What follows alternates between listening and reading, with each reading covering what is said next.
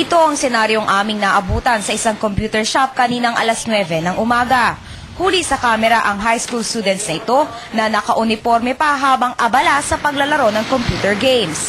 Sa sobrang tutok sa computer screen at pagpindot ng mouse, hindi nila agad napansin ang aming crew. Nang aming lapitan, nagkagulo ang mga ito at hindi alam ang gagawin. Wala ba kayong pasok? Meron. Bakit? Bakit nandito kayo? Ano nilalaro nyo?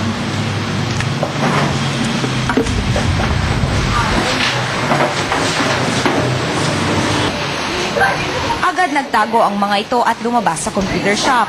Nang aming balikan makalipas ang mahigit isang oras, naglalaro na naman ang mga estudyante. Kinausap namin ang may-ari tungkol sa pagpaparenta niya sa mga estudyante habang may klase. Pero depensa nito.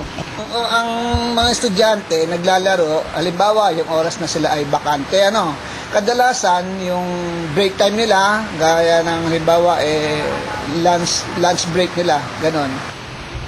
Dagdag naman ang tagabantay ng computer shop. Madalas magpunta ang mga estudyante dito kapag umaga.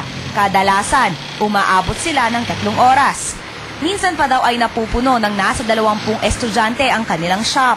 Samantala, aminado ang DepEd na kahit matagal na nilang pinipigilan ang ganitong gawain, patuloy pa rin ang ilang estudyante sa pagiging labis na mahumalingin sa internet games. Nagkakating klase sila. Sa halip na pumasok sila sa loob ng classroom, lagi silang nandun na lamang sa computer shop.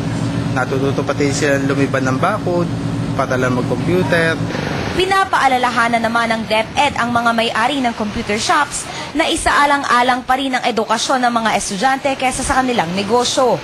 Kasabay nito, dapat ding maging responsable ang mga magulang sa tamang paggabay sa kanilang mga anak, lalo na kung alam nilang mahilig ito sa computer games.